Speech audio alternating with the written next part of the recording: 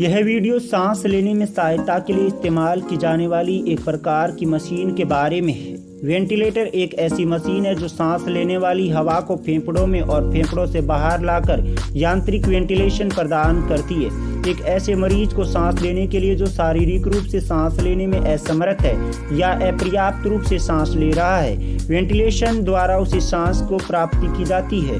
Ventilator कंप्यूटरीकृत micro processor नियंत्रित मशीनें हैं। डॉक्टर के लिए मरीज को वेंटिलेटर का सहारा देना मरीज को ठीक करने का अंतिम प्रयास होता है। वेंटिलेटर की मदद से ऑक्सीजन पहुंचाने का काम किया जाता है।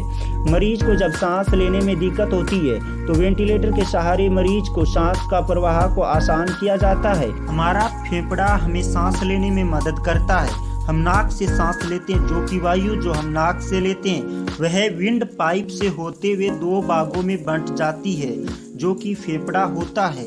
इन फेफड़ों के अंदर छोटे छोटे बैंगलेन स्ट्रक्चर होते हैं जिन्हें एल्वियोलाई कहा जाता है। जब व्यक्ति का फेफड़ा ढंग से काम नहीं कर पाता है, जैसे कि निमोनिया में, जैसे खास प्रकार के फेफड़ों की बीमारियों में उसे सांस लेने में तकलीफ होने लगती है, तो उसे मैकेनिकल मशीनों की आवश्यकता होती है।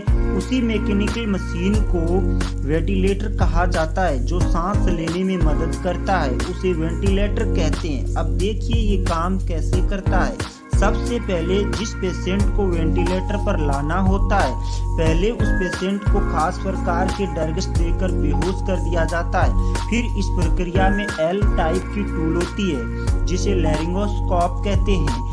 इससे एक टॉर्च भी लगा रहता है। इसे लैरिंगोस्कोप टूल को मुंह में डालकर डॉक्टर बहुत ही ज्यादा सावधानी से मुंह में एपिग्लोटिस को ऊपर उठा देता है। खाना खाते वक्त विंड पाइप को ढक लेता है एपिग्लोटिस, जिसके कारण भोजन कभी भी हमारे फेफड़ों में नहीं जाता। उसी एपिग्लोटिस को उठाने के बाद डॉक्टर पेशेंट के विंड पाइप में एंडोट्रेकियल ट्यूब को इंसर्ट कर देता है।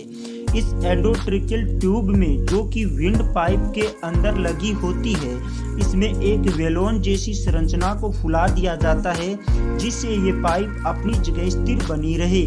फिर इस एंडोट्रेकियल ट्यूब में वेंटिलेटर को जोड़ दिया जाता है। यह मनुष्य के फेफड़ों में ऑक्सीजन को प्रोवाइड करवाने का काम वेंटिलेटर करता है।